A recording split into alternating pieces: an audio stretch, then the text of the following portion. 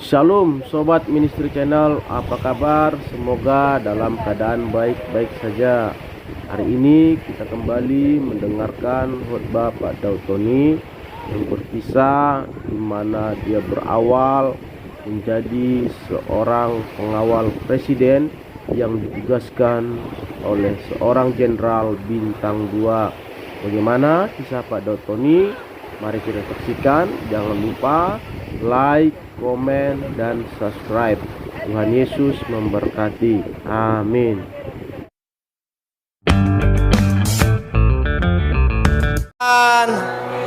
Silakan duduk. Shalom. Saya mau tanya, siapa yang pernah mendengar kesaksian saya? Angkat tangan coba. Nah, yang belum pernah angkat tangan coba. Nah, yang bingung angkat tangan. Nah, saya kesaksian sebentar aja. Nah, satu kali saya diundang untuk sama Danjen Kopassus, Komandan Jenderal Kopassus. Waktu itu dia berkata sama saya, dan itu rumahnya dijaga oleh pasukan khusus baret merah.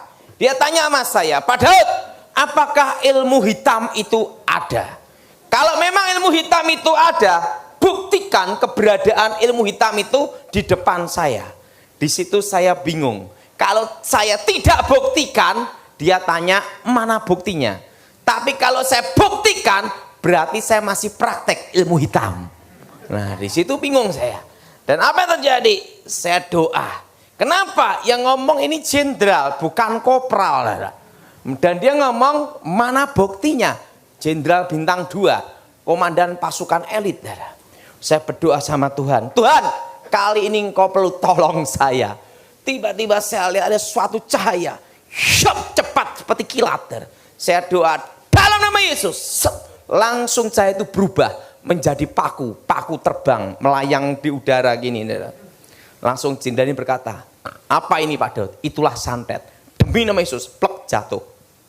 Langsung dia ngomong gini, siapa penyantetnya? Alamat di sini, jalan ini, pelakunya ini. Kok tahu Pak Daud? Bekas tukang santetnya. Nah, langsung dia ngomong, Pak Daud, siap. Anda diminta sama negara saat ini untuk menjaga keamanan negara. Anda diminta untuk menjaga Presiden Republik Indonesia, SBY. Saya diminta untuk menjaga SBY untuk pengamanan khusus, untuk penangkal, melumpuhkan ilmu hitam. Tidak terlalu lama, 2004 sampai 2014. 10 tahun saya menjaga presiden. Khusus bagian untuk penangkal ilmu hitam dan untuk penanggulangan teroris. Nah, waktu itu 10 tahun dan saya mengundurkan diri 2014. 2013 saya minta pengunduran resmi, minta sama Kasat bahwa 2014 siapapun presidennya saya tidak jaga lagi. Nah, kenapa? Saya mau kembali ke gereja. Makanya 10 tahun lebih saya tidak khotbah di tempat pendeta Samuel Gunawan. Nah, sekarang baru nongol. Nah, yang kesaksian bagaimana saya bertobat. Kalau orang belum kenal saya, mantan paranormal, dukun sakti. Dikira orangnya kakek berjenggot gondrong. Tidak taunya orangnya kecil tapi keren. Nah, saya orang Blasteran, papa saya orang Chinese, mama saya ibunya Jawa, ayahnya Cina. Jadi saya 75% Chinese, 25% Jawa. Dari keluarga Jawa inilah mama punya ibu, yaitu nenek saya.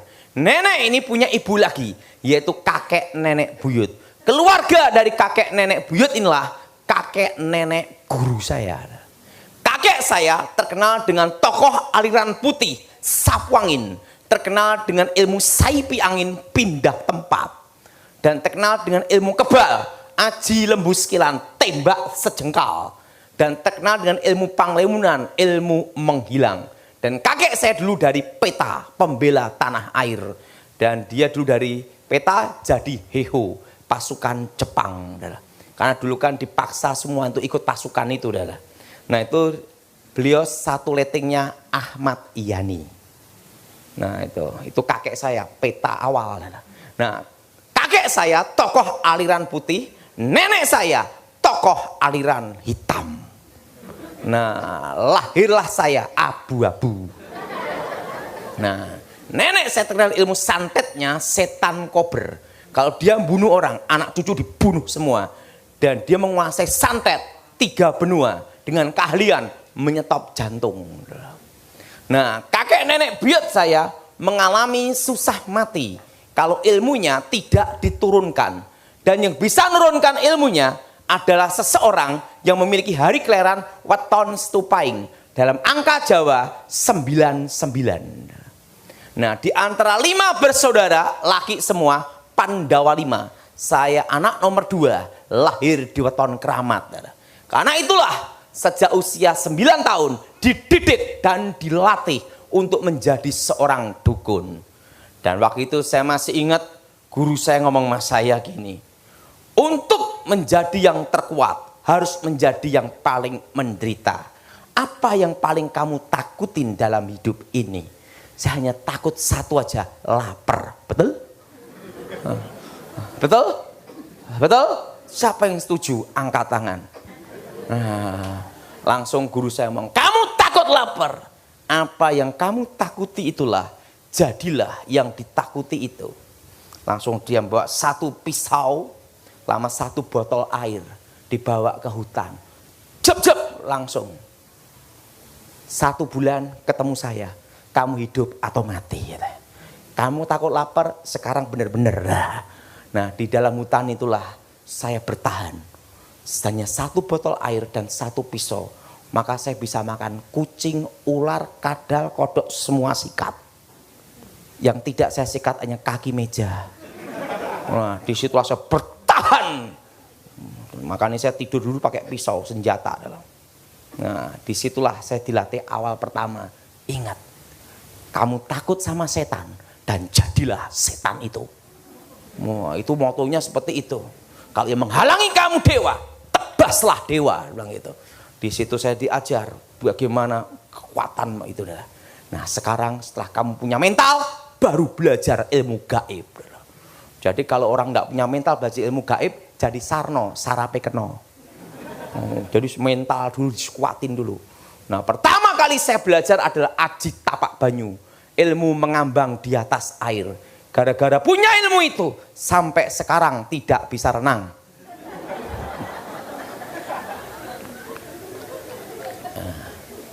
Nah, disitulah saya belajar ilmu kebal, ilmu menghilang. Nah, selama saya belum bertobat, tidak pernah bayar bis dan angkot. Setelah tobat, baru bayar. Jadi setiap hari saya gunakan ilmu itu, ting, hilang.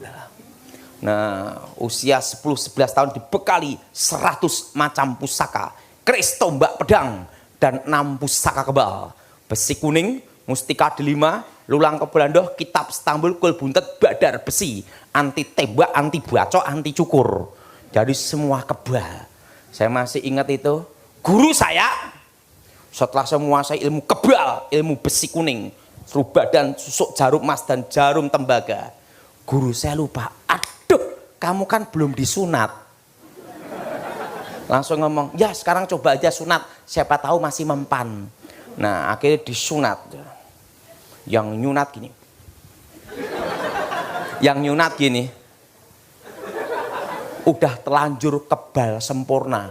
Jadi rambut ndak bisa dipotong, semua ndak bisa dipotong semua. Kebal semua. Guru saya ngomong, udah telanjur gimana?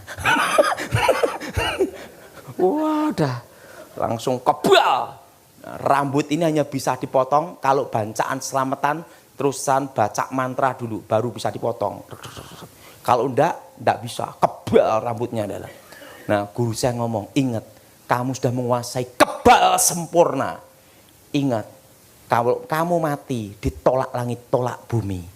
Badanmu tidak bisa kembali ke tanah, karena seluruh tubuh kamu kebal segala senjata. Nah, di situ lulus SD saya dibekali ilmu aji sirep begonondo. Kalau mantra itu diucapkan, 1 kampung tidur semua. Ilmu untuk ngerampok. Nah, kalau zaman dulu untuk perang, sirep itu guru saya. Kelas 2 SMP guru saya berkata, ada 1 langkah lagi. Kamu harus menguasai ilmu terakhir. Ilmu pamengkang jagat tutup bumi sapitu. Membelah dunia dengan kekuatan 7 kegelapan paling gelap. Tapi ilmu yang memiliki rahasia, seumur hidup kamu, kamu tidak boleh menikah dan berhubungan dengan wanita. Harus jadi perjaka ting-ting, bukan tong-tong. Iki yang susah. Kamu harus hidup dalam mati, mati dalam kehidupan, mati akan cinta, mati akan nafsu, mati keinginan. Dan puncak tertinggi dalam semua kekuatan gaib adalah hidup dalam kematian. Nah, setelah saya menguasai ilmu itu, guru saya berkata, dengan menguasai ilmu terakhir, sudah waktunya kita berpisah. Sebelum aku mati, aku tahu rahasia takdir. Nanti kira-kira usia 18 tahun, kamu akan melihat suatu cahaya terang. Dan usia 19 tahun, kamu akan ketemu seorang raja yang datang dan muncul dari timur. Dan kalau kamu ketemu dia, itulah jalan terang. Kira-kira umur berapa guru? 17-18, kira-kira itu. Kamu melihat cahaya itu. Langsung saya tanya, guru, bagaimana saya ketemunya? Sang takdir menuntun jalan takdir kamu. Kira-kira usia 18 tahun, kamu lihat terang. Usia 19 tahun, kamu akan ketemu seorang raja yang datang dan muncul dari timur. Waktu aku hidup tidak pernah bikin susah anak cucu. Demikian nanti waktu aku mati. Aku mati kira-kira jam 2:30. Sebelum aku mati, tak tinggali rezeki. Besok nomor buntut SDSB, Rebu malam Kemis, keluar nomornya 50. Kamu belikan ini uang untuk beli peti matiku. Jadi peti mati bayar sendiri dah. Langsung gini, Tony, ya guru, ingat, waktu aku masih muda seperti kamu, aku ingin ada di atas. Dan pada waktu di atas, tidak ada kawan dan tidak ada lawan. Dan guru saya memang sampai matinya tidak tertandingi. Dan dia itu umur 100 tahun, itu masih saya ngelatih bela diri setiap hari 6 jam. Dan sekali tendang, pohon pisang ambruk. Dan dia salto 3 meter. Itu masih latihan. Seperti aku muda, demikian saat ini. Waktu aku muda, aku seperti kamu, ingin ada di atas. Aku latihan, skill, kemampuan, instingku sama. Sampai aku ada di atas. Dan ingat, pada waktu kamu di atas, ingat wasiatku. Kamu harus hidup seperti di bawah. Skill kamu, latihan kamu, insting kamu, dan kemampuan kamu sama seperti waktu di bawah. Waktu di atas, kalau kamu berubah, kamu hancur. Jadi kamu punya kemampuan, skill, kemampuan, insting kayak di bawah. Aku akan mati, kumpulkan seluruh keluarga. Langsung keluarga dikumpulin semua, langsung dia gini. Meninggal, tanpa sakit, dah meninggal. Langsung meninggal. Setelah guru saya meninggal, saya kehilangan arah. Usia masih remaja, dibekali kekuatan sehebat itu.